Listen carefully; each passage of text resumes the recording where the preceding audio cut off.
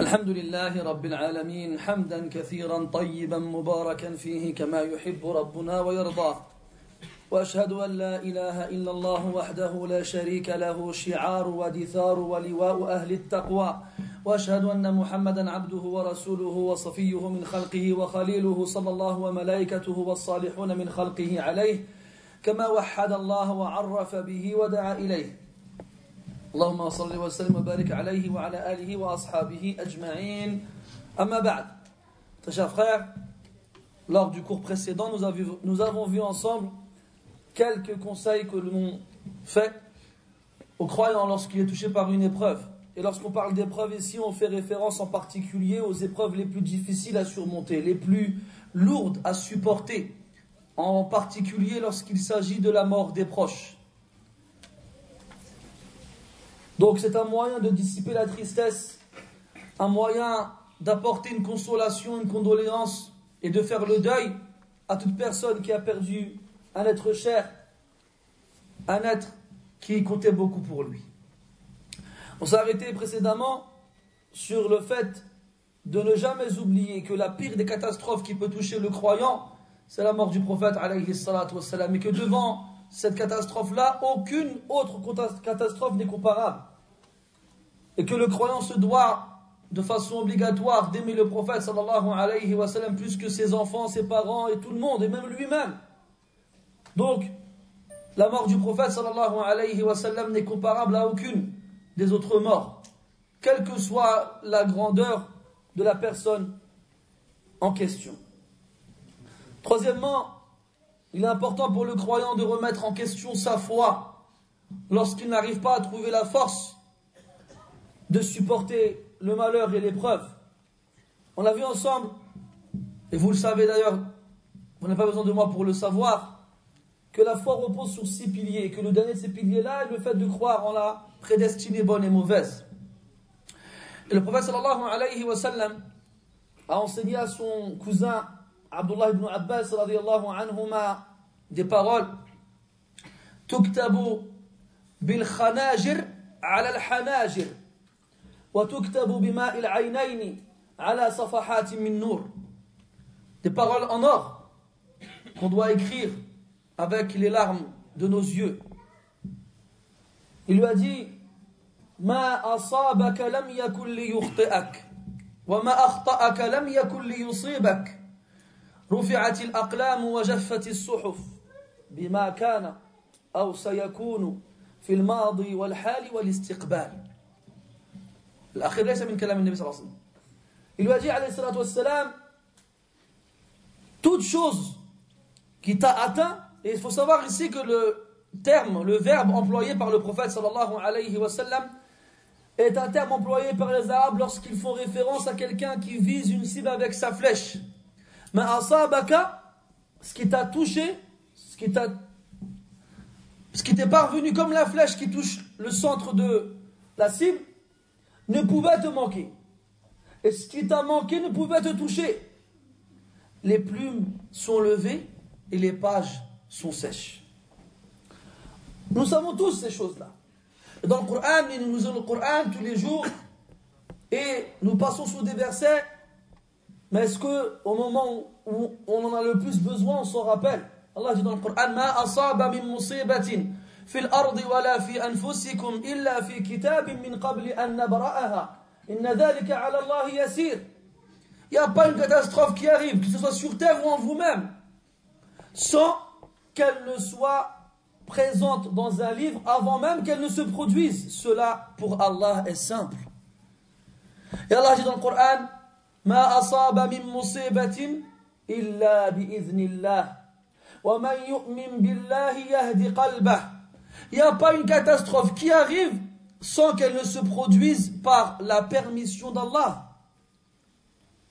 Après Allah il dit, et celui qui croit en Allah, il guide son cœur.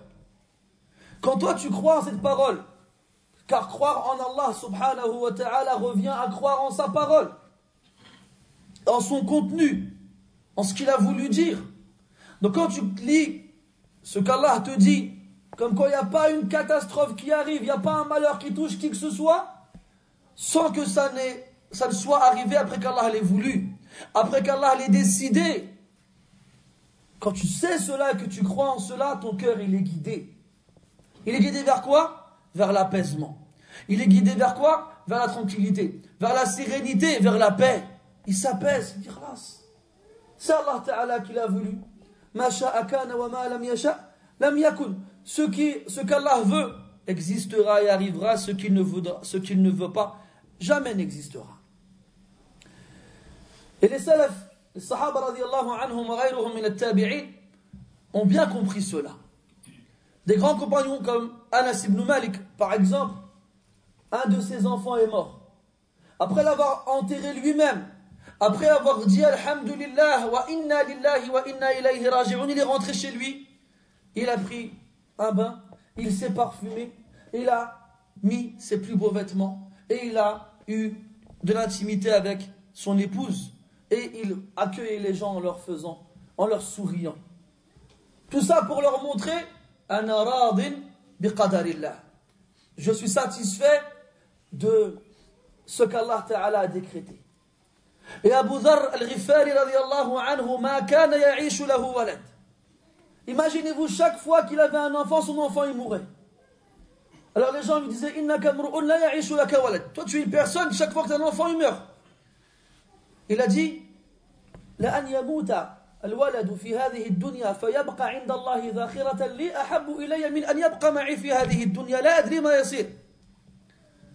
Qu'il meure et qu'il m'attende auprès d'Allah comme récompense, mais préférable à ce qu'il survive et qu'il reste ici avec moi sans que je ne sache qu'est-ce qu'il va devenir.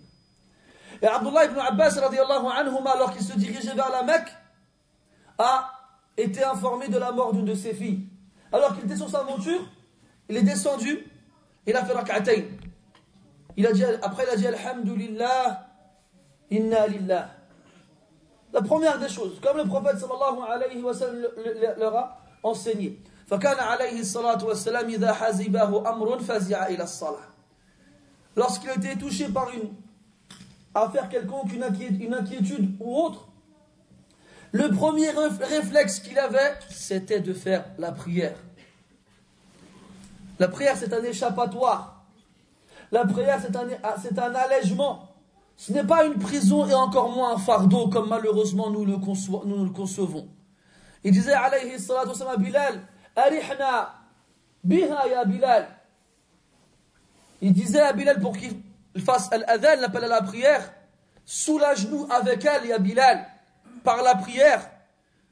وأما نحن فلسان حالنا يقول أرحنا منها أيها المؤذن حتى نتخلى عنها فقد أثقلتنا. Et nous c'est comme si on disait lorsqu'on vient à la mosquée, vous avez ces tableaux où les heures de la prière sont affichées, sont à la fois avantageux et utiles, et en même temps ils nous ont stressés. Dès qu'on voit, je ne sais pas si c'est dans celle-ci, ça commence à clignoter quand c'est l'heure, mais les gens, on dirait, ils stressent. Al-adhan, al-adhan. Ya akhi al-karim, Allah rda alik.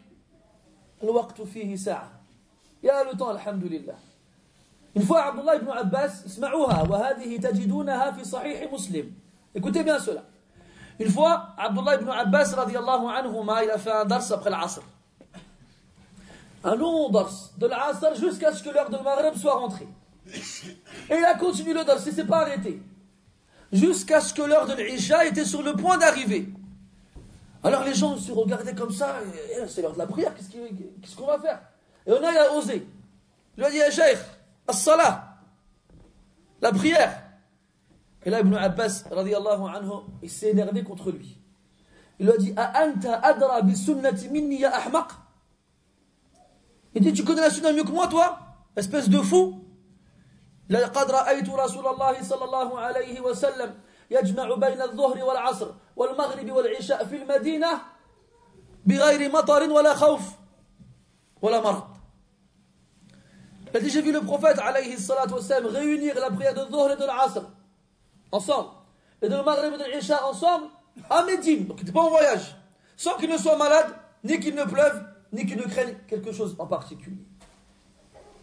Ala kulli hal, Ibn Abbas, radiallahu anhuma, il sait que le prophète sallallahu alayhi wa sallam avait comme réflexe, lorsqu'il était informé d'une information inquiétante ou autre, de faire la prière tout de suite.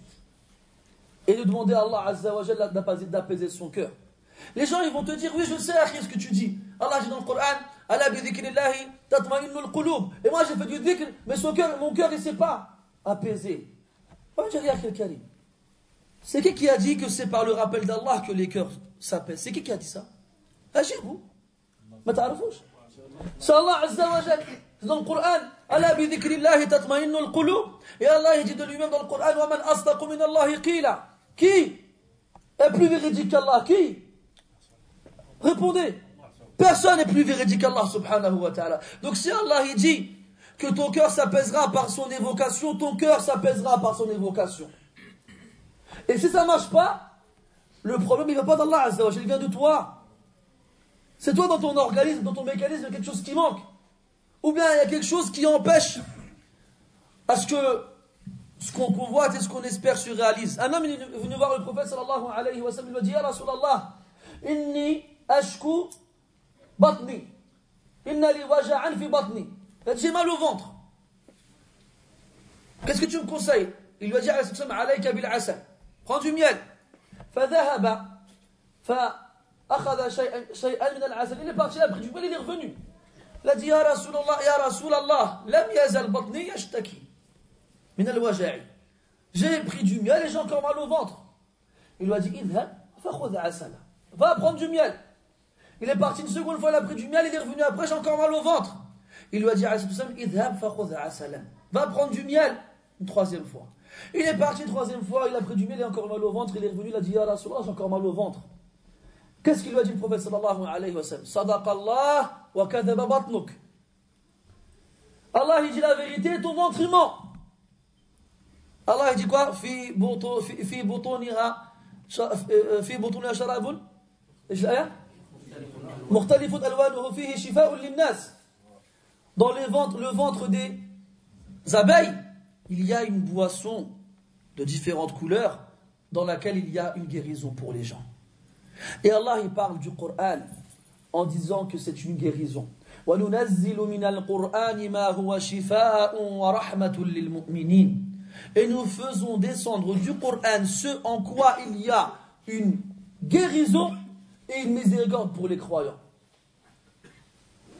Ya ayyuhan nas qad ja'atkum maw'izatun min rabbikum wa shifaa'un lima fi as-sudur.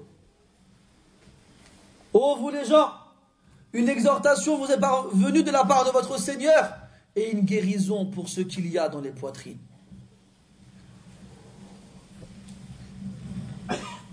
Abdullah ibn Amir, radiyallahu anhu, il a perdu 7 fils le même jour. Et quand ils ont été le voir, ils ont dit Ahsanallahu aza'ak, il a dit Inna lillah wa inna ilayhi raji'un, inni rajulun muslimun musallam. Il a dit, je suis un homme soumis, c'est-à-dire musulman, et soumis au décret de mon Seigneur. Et Urwa ibn Zubayr, radiyallahu anhu, il a été touché par de la gangrène dans la jambe. Ils ont essayé de le soigner, ils n'ont pas réussi. La seule solution qui restait était de lui couper la jambe. Alors ils lui ont proposé de l'endormir, pour ne pas qu'il sente la douleur. Et le seul moyen qu'ils ont trouvé, c'était de le saouler, donner de l'alcool. Il a refusé. Il a dit, Wallahi, je ne l'ai pas pris en étant en bonne santé, je ne la prendrai pas malade. Alors j'ai dit, comment on va faire? Il a dit, laissez-moi faire la prière. Et lorsque je serai en prière, coupez-moi la jambe. Et c'est ce qu'il fait. Et il ne s'est rendu compte de l'absence de sa jambe qu'au moment où il s'est incliné pour faire le recours. Et avec le manque d'équilibre, il est tombé. Il s'est évanoui. Plus tard, il s'est réveillé. Mais avant qu'il ne se réveille, un de ses enfants jouait sur la terrasse de sa maison et est tombé et est mort. Alors, lorsqu'il s'est réveillé, ils ont été le voir et ils lui ont dit, on a de mauvaises nouvelles pour toi. Il a dit, Marwa. Il a dit, ton fils, il est mort pendant ton inconscience. Alors il a dit, Alhamdulillah.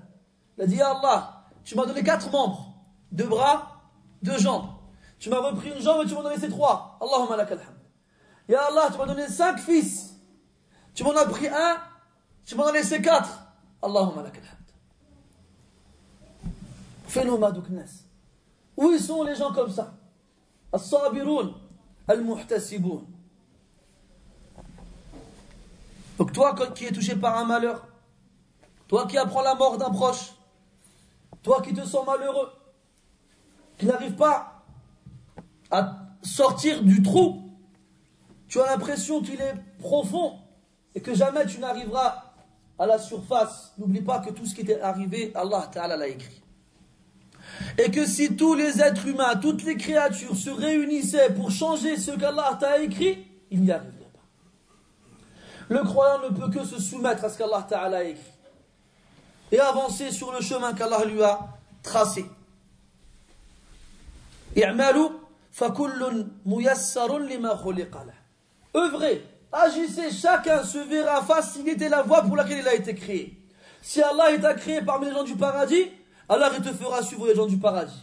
Et en agissant, tu évolueras sur cette voie-là. Et à l'inverse, wal'iyadhu billah, si la personne a été créée pour l'enfer, elle suivra le chemin des gens de l'enfer et agira avec les actions des gens de l'enfer.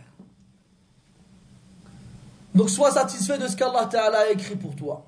Et n'oublie pas qu'Allah Azza wa Jalla, il est hakim, min asma'ihi al-hakim. Il est sage.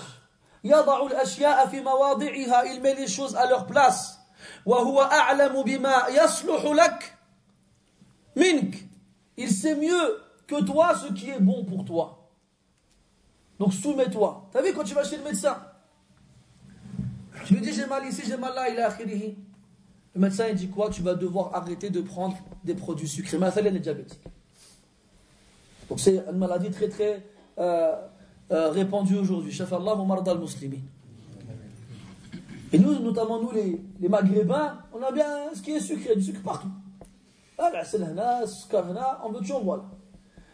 On en prend jusqu'au jour où ça va pas. Moi chez le médecin, monsieur, vous êtes diabétique. Alors le sucre, c'est fini. Et toi, ton nefs, yashtahi al-sukkar. Ton âme, elle est habituée, elle en veut. Mais tu t'ashtahid. Tu vas faire des efforts pour ne plus prendre du sucre parce que tu sais ce qui t'attend si tu continues. On a tous vu autour de nous des gens qui sont devenus aveugles à cause du diabète. Des gens à qui on a dû couper des orteils, voire même des morceaux de leur corps. Parce que le sang il coagulait dans les extrémités.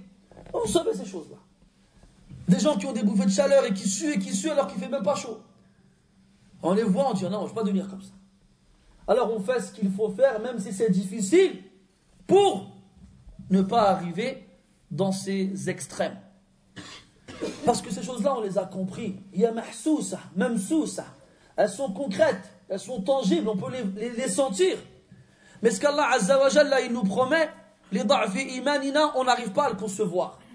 On y croit, on le dit avec nos langues, mais est-ce que vraiment on fait les choses comme on devrait le faire? Alors que la première des qualités des croyants, c'est alladhina yu'minuna bil ghaib. Ceux qui croient en l'invisible. وَمِمَّا رَزَقْنَاهُمْ يُنْفِقُونَ إِلَى أَنْ قَالَ وَبِالْآخِرَةِ هُمْ يُوقِنُونَ. L'yaqin.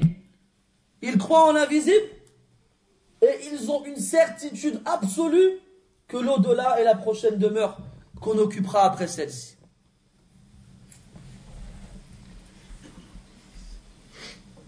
La foi en la prédestinée est un des piliers de la foi. La iman lil abdi bi ghayrihi. La foi du serviteur n'est pas correcte si croire en la prédestinée n'est pas présent. Et dans le hadith, قال عليه الصلاة والسلام لو أنفقت مثل جبل أحد ذهبا لم يقبل الله منك صرفا ولا عدلا حتى تؤمن بالقدر. Si tu dépensais l'équivalent de la montagne de Uhud en or, Allah n'accepterait rien de toi tant que tu ne croiras pas en la prédestinée. Wal'iyadhu billah, plus que ça encore, wala dakhalta an-nar. Et tu rentreras en enfer. Pourquoi? Parce que ta foi n'était pas complète. Et si la foi est incomplète, le paradis nous est interdit. Wal'iyadhu billah. Et pour ceux qui revient au fait de croire en la prédestinée, il ne suffit pas seulement d'y croire.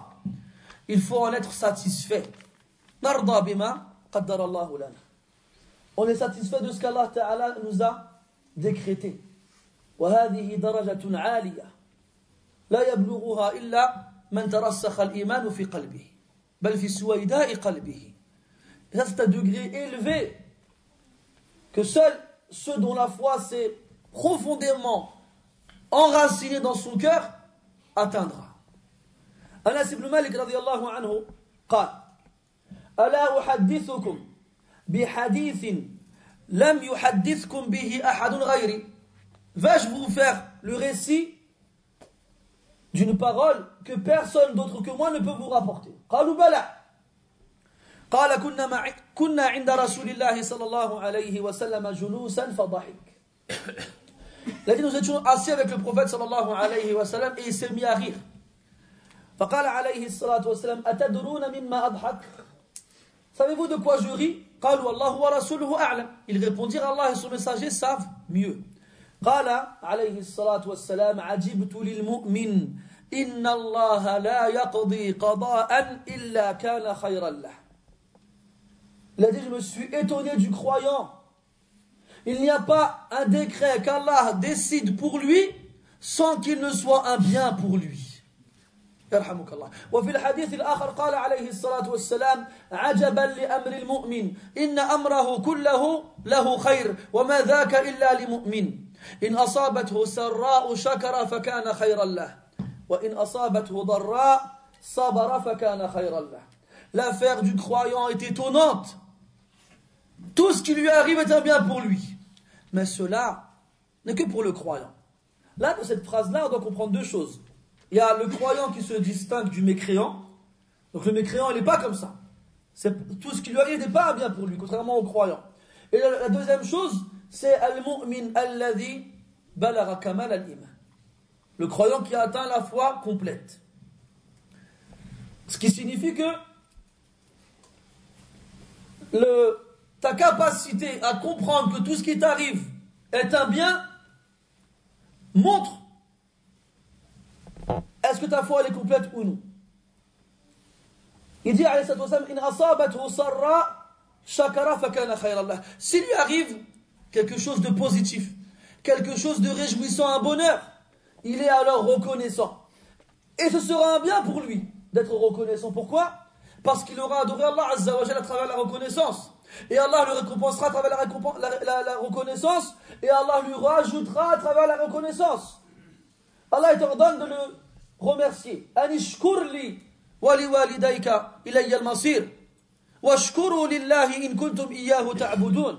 Soyez reconnaissants. I'malu ala Daoud shukra wa qalilun min ibadiy ash-shakur. Soyez reconnaissants, Allah nous ordonne. Chauffe, subhanallah, si on réfléchissait un minimum. Allah, il nous donne tout. Et l'être humain, avec l'être humain, il se sent redevable. Imagine, tu es comme ça. Et tu n'as pas d'argent pour manger aujourd'hui.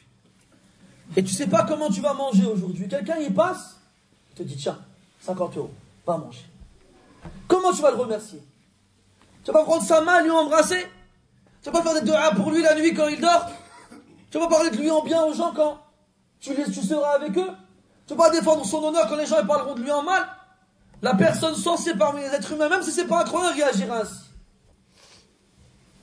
Alors qu'Allah dit dans le hadith al-Qudusi, Ya ibadi, كلكم ضال إلا من هديته فاستهدوني أهدكم يا عبادي كلكم جائع إلا من أطعمته فاستطعموني أطعمكم يا عبادي كلكم عار إلا من كسوته فاستكسوني أكسكم يا عبادي إنكم تخطئون بالليل والنهار وأنا أغفر الذنوب جميعا فاستغفروني أغفر لكم. Ô mes esclaves, vous êtes tous égarés sauf celui que je guide. Demandez-moi alors la guider, je vous guiderai. Ô mes esclaves, vous êtes tous affamés, sauf celui que je nourris. Demandez-moi de vous nourrir, alors je vous nourrirai, ô mes esclaves. Vous êtes tous nus, sauf celui que je vêtis. Demandez-moi de vous vêtir, je vous vêtirai, ô mes esclaves. Vous faites des péchés jour et nuit. Et moi, je pardonne tous les péchés. Implorez mon pardon, je vous pardonnerai. Tu n'étais rien, Allah t'a créé. Tu n'avais rien, Allah t'a donné. Tu avais peur, Allah t'a rassuré. Tu avais faim, Allah t'a rassasié. Tu avais froid, Allah il t'a donné de quoi te réchauffer. Et tu ne le remercies pas, sans qu'Allah nous leur donne normalement de refaire ça toute notre vie. On devrait passer notre vie jour et nuit, matin et soir à remercier Allah. Mais comme on est ingrat, وحملها الإنسان إنه كان ظلوما جهولا وفي الآية الأخرى قال وإن تعدوا نعمة الله لا تحصوها إن الإنسان لظلوم كفار وقال عز وجل إن الإنسان لربه لكنود. L'être humain il est ingrat. وإنه على ذلك لشهيد. Il est conscient de cela. Il voit tout ce qu'Allah lui donne comme bien et pourtant il n'est pas reconnaissant. عجبا في أمر الله والجن والإنس يخلقهم فيعبدون غيره ويرزقهم فيشكرون سواه خير الله عز وجل إليهم نازل ليل نهار وشرنا ومعاصينا وآثامنا وخطايانا نبارز الله تعالى بها بغير حياء منا ولا حول ولا قوة إلا بالله. Wallahi, quand tu réfléchis bien, tu prends du recul et tu observes, tu constateras que notre état et celui d'Allah Azza wa Jalla, il est étonnant. Allah, il nous crée et on adore autre que lui. Allah, il nous donne et on remercie autre que lui. Jour après jour, nuit après nuit, année après année, vie après vie, génération après génération, Allah Ta'ala nous comble de ses bienfaits. Et nous, sans aucune honte ni pudeur, on a l'audace de nous montrer à lui avec nos péchés. Et then, et avec tout ça, Allah il nous ordonne de le remercier. Et shkurli, remercie-moi. Et si tu obéis à Allah, Allah il te récompense. Alors que c'est normal de le remercier. Et plus que cela, Allah t'a promis, si tu le remercies, de te rajouter. وَإِذْ تَأَذَّنَ رَبُّكُمْ لَإِنْ شَكَرْتُمْ لَأَزِيدَنَّكُمْ. Et lorsque ton Seigneur a proclamé, si vous êtes reconnaissant, je vous rajoute. Donc le croyant, il y a forcément du bien pour lui lorsqu'il est reconnaissant envers Allah. C'est la première. Et la seconde, وَإِنْ أَصَابَتْهُ ضَرَّاء. Et s'il est touché par un mal, une nuisance, une épreuve, une catastrophe, un malheur, sabara fakana khayrallah. Il fait preuve de patience, d'endurance, il supporte, mieux encore, il est satisfait, mieux encore. Et ça c'est le plus haut degré, il remercie Allah. Le plus haut degré, c'est celui qui remercie Allah lorsqu'il lui arrive un malheur. Parce qu'il est conscient que dans ce malheur, il y a un bien pour lui. وَمَا يُلَقَّاهَا إِلَّا الَّذِينَ صَبَرُوا وَمَا يُلَقَّاهَا إِلَّا ذُو حَظٍّ عَظِيمٍ. Donc il y a forcément un bien dans tout ce qui lui arrive. Et si on gardait en tête cela, la vie elle serait plus simple pour nous. Mais malheureusement ننسى. Malheureusement ننسى. وَالْعَبْدُ يَنْسَى وَرَبِّي لَيْسَ يَنْسَاهُ. وَالْعَبْدُ يَعْصِي وَرَبِّي يَسْتُرُهُمْ. وَالْعَبْدُ يَنْسَى وَرَبِّي لَيْسَ يَنْسَاهُ. On fait des péchés, Allah il cache nos péchés, les uns aux autres. Et on oublie, mais Allah Ta'ala n'oublie pas. Donc souviens-toi de cela. Souviens-toi que celui qui est satisfait, Allah sera satisfait de lui. Man radiya falahu ar-rida wa man sakhita falahu as-sakhat. Celui qui est satisfait du décret d'Allah, eh bien Allah il sera satisfait de lui.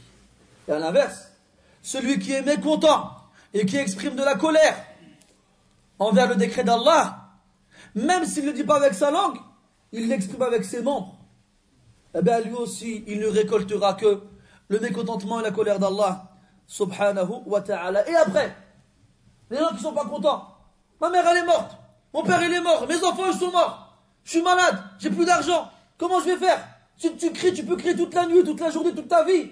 Qu'est-ce que ça va changer? T'as changé quelque chose? Wallahi, t'as rien changé. Et wallahi, que celui qui patiente, il ressent un bonheur à travers sa patience, beaucoup plus intense et beaucoup plus grand que la tristesse que ressent celui qui refuse de patienter. Donc tu n'as rien, absolument rien gagné. Bien au contraire, tu as tout perdu. Wal'iyadu billah. Donc il est important de garder cela en tête. Et ça, les salafs, ils l'ont bien compris. Omar ibn Abdel Aziz, rahimahullah, il avait un fils qui s'appelait Abdul Malik, qui était malade, très malade. Il a été le voir. Il lui a dit, Ya Bunay, kayfa tajiduk? Oh mon fiston, comment te sens-tu?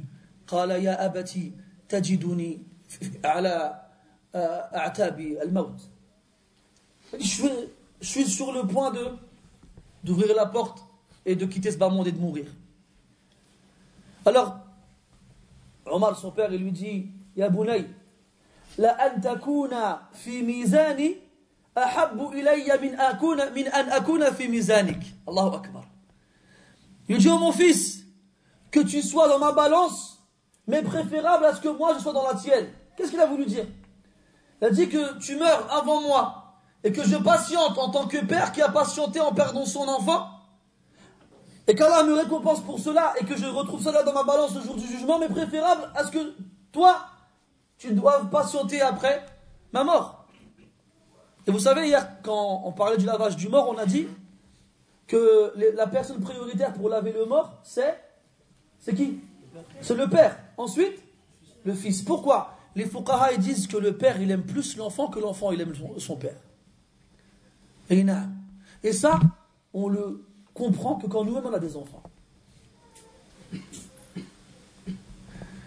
Donc, la patience que le père devra avoir quand son fils, il mourra, sera beaucoup plus forte que celle que la personne aura quand son père, il mourra. Alors le fils lui répond, Dhalika ibn al-Barr, qui est en train de mourir. Il lui dit, La an yakuna ma tuhib, ahabbu ilayya min an yakuna ma uhib. Ils disent que ce que tu préfères arrive, mais préférable à ce que je préfère qu'il m'arrive. Regardez ce degré immense. Quelque temps plus tard, Abdul Malik, le fils de Omar ibn Abdel Aziz, il meurt. Et quelque temps plus tard, son frère, il meurt. Et quelque temps plus tard, un esclave qu'il avait libéré et qui était resté près de lui est mort. Donc à quelques jours d'intervalle, il a perdu 3 êtres qui lui étaient le plus chers possible. 3. Son fils, son frère et un esclave qu'il avait libéré et dont il s'était occupé et qu'il avait éduqué. Alors il y a un homme, il est venu le voir. Il a voulu le consoler. Il lui a dit, Ahsan Allahu aza'ak. Il lui dit, dans la perte de ces 3 personnes-là, il y a pour toi une immense récompense parce que c'était les hommes que tu préférais le plus ici-bas. Omar, rahimahullah, il n'a rien dit. Alors ceux qui étaient présents, ils lui ont dit, regarde, tu l'as dérangé, tu l'as attristé en lui disant cela. Omar, il avait dit, tu dis quoi? Répète ce que tu viens de me dire. Il lui a dit, la récompense que tu auras face à la mort de ces 3 personnes-là sera énorme, car ce sont ceux que tu aimais le plus ici-bas. Il a dit quoi? Omar, rahimahullah, il a dit, Wallahi, que je suis plus satisfait de ce qu'Allah il a décrété pour moi et de leur mort. Et que si j'avais eu le choix, j'aurais pas voulu qu'autre chose se passe. Qu'est-ce que nous on aurait dit? Si j'avais eu le choix, j'aurais préféré que ma mère ou mon frère ou mon fils y reste vivant. Parce qu'on n'est pas conscient de la grandeur de la récompense qu'Allah nous donne en patientant. Mais si on fait confiance à Allah et qu'on est convaincu que la promesse qu'il nous donne, qu'il nous fait, elle est véridique, alors on saura que la récompense, elle est immense. Et on préférera alors ce qui s'est passé, ce qu'Allah il a voulu pour nous, que ce que nous voulions pour nous-mêmes.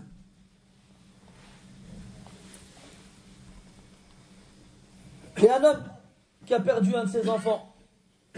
Il était devant sa tombe en train de méditer. Alors il y a quelqu'un qui est venu le voir, il lui a dit Ahsanallahu aza'ak. Et il a répondu وكيف لا أصبر على ما قدر الله فقد كان من زينة الحياة الدنيا فها هو الآن من الباقيات الصالحات. Il dit comment je ne vais pas patienter en perdant mon enfant? Avant, il faisait partie des beautés de ce bas monde. Allah dit quoi dans le Coran? Al-mal wal-banoun zinatul hayat ad-dunya. Les biens et les enfants sont les beautés de ce bas monde. Wal-baqiyat as-salihat. Et les choses qui persistent et qui sont pieuses خير عند ربك ثوابا وخير أملا. C'est meilleur auprès de ton Seigneur. Il est passé du premier au deuxième. Et là, on voit la force de la foi de ces gens-là. Maintenant, ça ne veut pas dire que tu n'as pas le droit d'être triste. Tu n'as pas le droit d'éprouver du chagrin et de la tristesse. Le prophète sallallahu alayhi wa sallam, il avait un fils qui s'appelait Ibrahim, qui est mort après 18 mois. Et lorsqu'il est mort, il a pleuré alayhi salatu wassalam. Alors Abdurrahman ibn Auf radiyallahu anhu a dit, Ya Rasulallah, ma hada? Qu'est-ce que cela? Il a dit, innaha rahma. Innaha rahma. يقذفها الله في قلوب عباده. C'est une miséricorde qu'Allah y met dans le cœur de ses serviteurs. Il a dit وإن العين لتدمع وإن القلب ليحزن ولا نقول إلا ما يرضي ربنا وإنا لفراقك يا إبراهيم لمحزونون. Il a dit l'œil pleure et le cœur est triste. Mais nous ne disons que ce qui satisfait notre Seigneur. Et certes, nous sommes tristes de te quitter, ô Ibrahim. Et le fils de sa fille, alayhi salatu wassalam, était sur le point de mourir. Alors on l'a apporté au prophète sallallahu alayhi wa sallam. Et lorsqu'on lui a mis entre les mains, il tremblait et faisait son dernier souffle. Et il est mort entre les mains du prophète alayhi salatu wassalam. Alors le prophète sallallahu alayhi wa sallam s'est mis à pleurer. Et là Sa'd ibn Mu'adh radiyallahu anhu lui a dit, Ya Rasulallah, ma hada? Qu'est-ce que cela, Ya Rasulallah? Il lui a dit, innaha rahma. C'est une miséricorde qu'Allah Ta'ala met dans le cœur de ses serviteurs. وَإِنَّ اللَّهَ لَا يُعَذِّبُ بِدَمْعِ الْعَيْنِ وَلَا بِحُزْنِ الْقَلْبِ وَلَكِنْ يُعَذِّبُ بِهَذَا وَأَشَارَ إِلَى لِسَانِهِ عَلَيْهِ الصَّلَاةُ وَالسَّلَامُ. Il lui a dit, c'est une miséricorde, ces larmes que tu vois couler sur mes joues. Et sache qu'Allah ne punit pas son serviteur pour les larmes qui coulent sur ses joues, ni pour la tristesse qu'il a dans le cœur. Mais il punit pour ça. Et il a montré de son doigt sa langue. Et une autre fois, le prophète, alayhi as-salatu was-salam,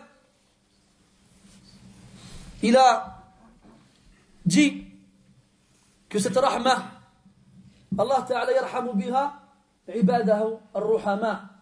Wa inna Allah la yarhamu bihadihi ar-rahmati ibadahu ar-ruhama.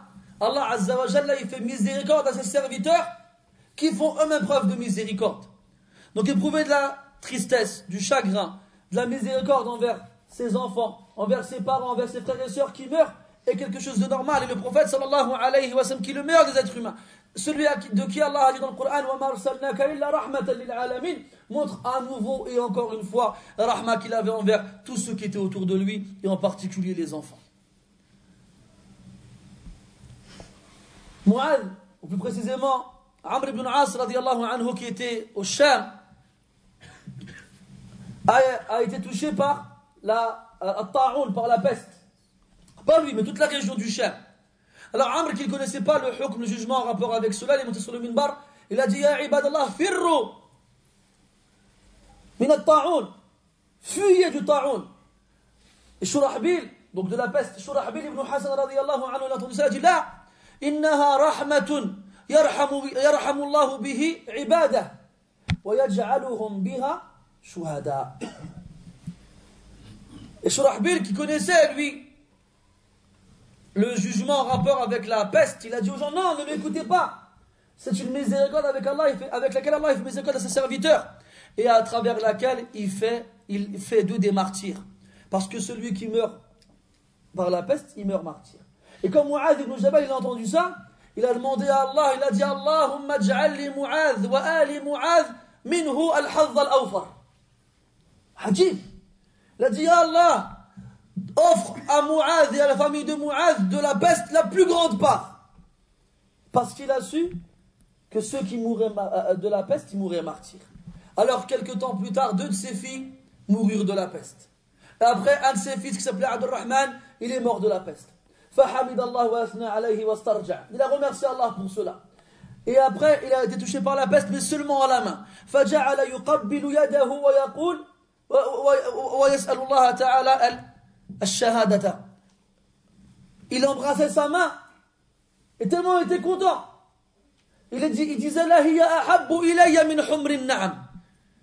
Il dit, cette peste dans ma main, elle m'est préférable aux chamelles rousses. qui était le bien qui avait le plus de valeur chez les Arabes. Et à la fin de sa vie, lorsque la peste s'est bien répandue dans son corps, il souffrait et s'évanouissait et se réveillait et disait Allahumma rumma rammak wa khnaq khanqak fa wallahi innaka la ta'lamu anni la uhibbuk. Dis Allah, fais-moi souffrir, étrangle-moi, tu sais très bien à quel point je t'aime. Des gens que rien n'arrêtait, que ce soit la douleur, la maladie, la souffrance, la pauvreté, la mort, la guerre, tout ce que vous voulez, leur foi restait inébranlable. Comme Allah dit dans le Coran, يثبت الله الذين آمنوا بالقول الثابت في الحياة الدنيا وفي الآخرة. Allah ira fermer les pieux les gens qui ont cru avec la parole ferme ici-bas et dans l'au-delà. Et comme on le sait,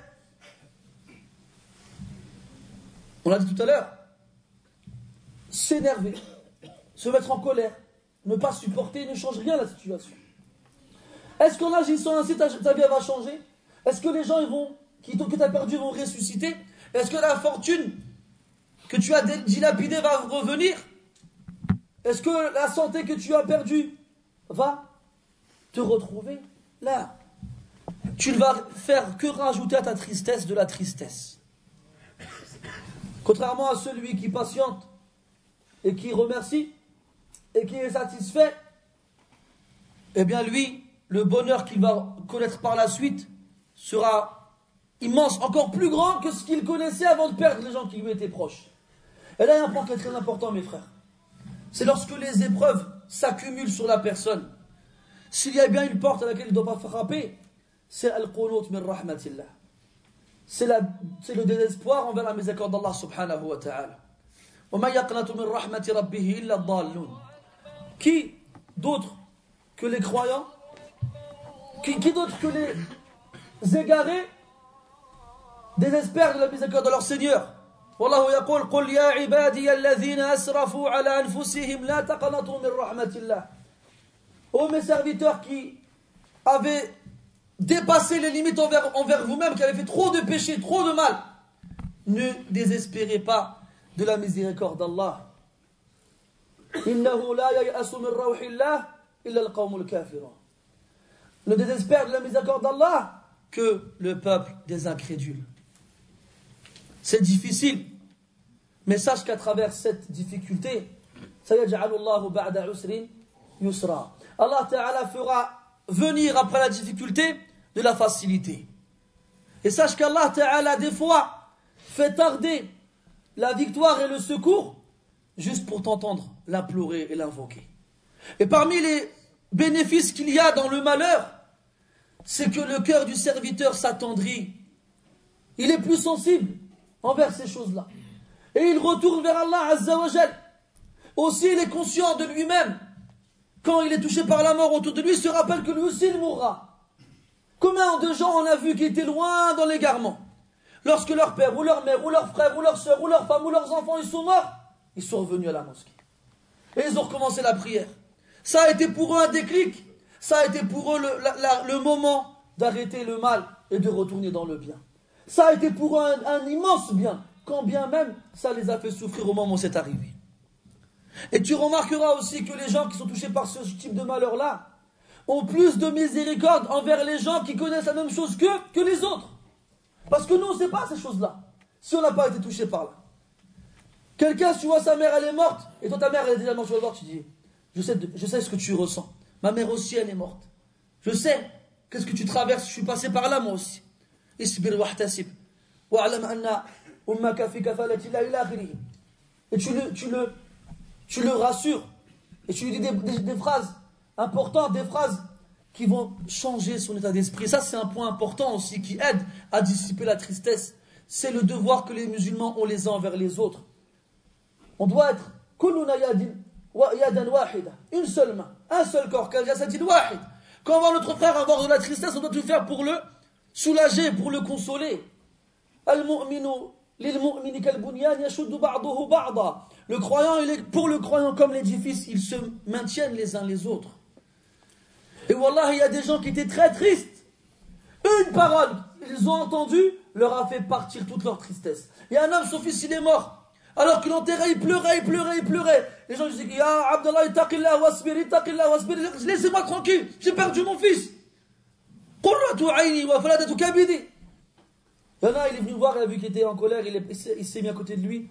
Il a attendu qu'il se calme, il lui dit, Ya Abdallah, ara'ayta law kunta anta wa ibnuka fi sijn, fa kharaja qablak, akunta masruran bihi aw mahzuna.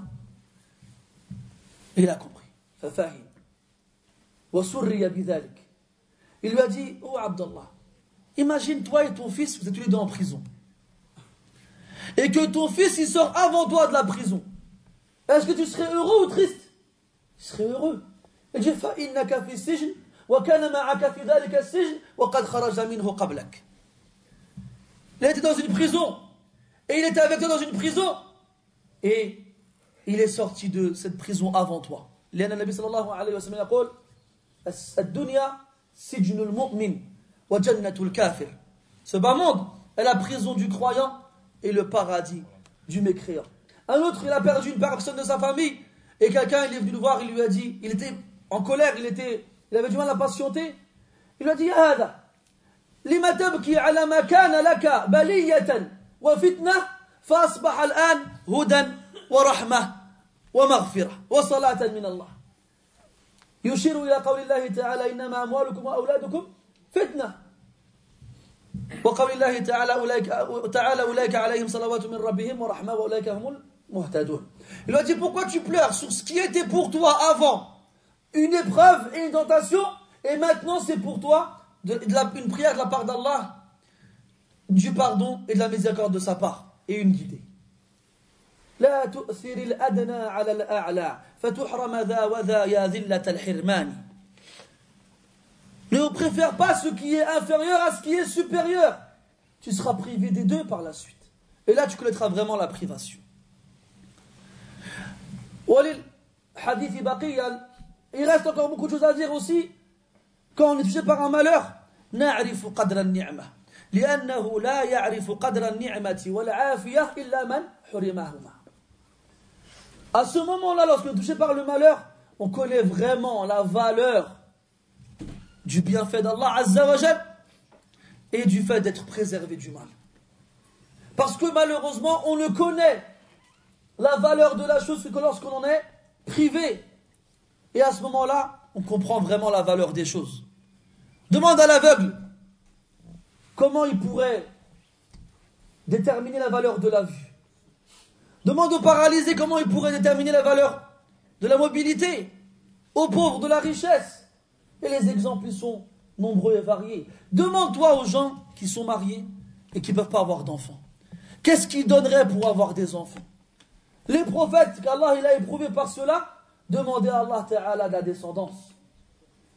Rabbi inni wahana al-'azmu minni washta'ala ar-ra'su shayba wa lam akun bidu'aika rabbi shaqiyya wa inni khiftu al-mawaliya min ورائي وكانت امرأتي عاقرة فهب لي من لدنك وليا يرثني ويرث من آل يعقوب واجعله ربي رضيا وزكريا إذ نادى ربه ربي لا تذرني فردا وأنت خير الوارثين.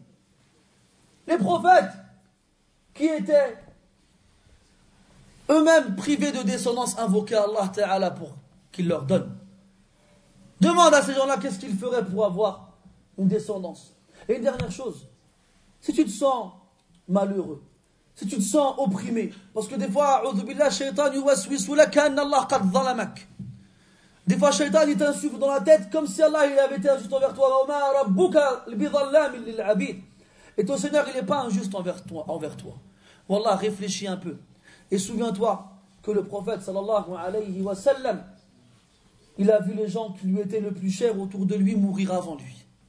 Le prophète sallallahu alayhi wa sallam, Khadija bint Khuwaylid, son épouse, bien-aimée, elle est morte.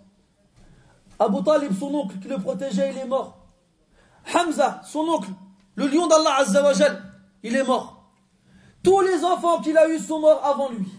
Abdullah, wa al-Qasim, wa Ibrahim, wa Ruqayya, wa Zaynab, wa Kulthum. Et Fatima radiyallahu anha, elle est morte 6 mois après lui. Il a vu ses compagnons mourir autour de lui.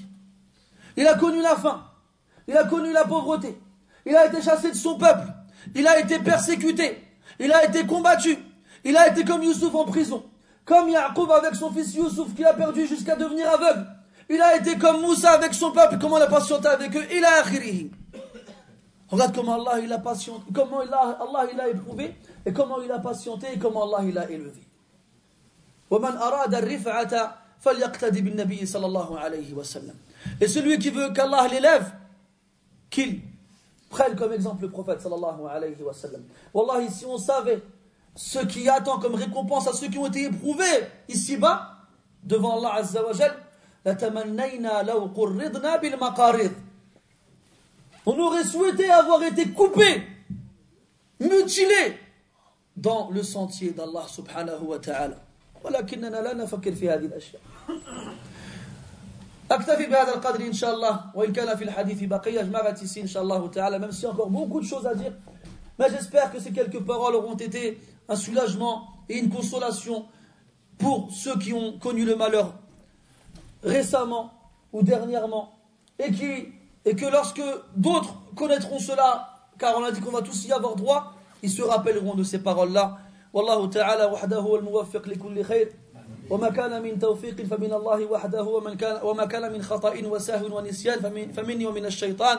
سبحانك اللهم وبحمدك أشهد أن لا إله إلا أنت نستغفرك ونتوب إليك وصلى الله وسلم وبارك على نبينا محمد وعلى آله وأصحابه أجمعين والحمد لله رب العالمين وبارك الله فيكم أجمعين.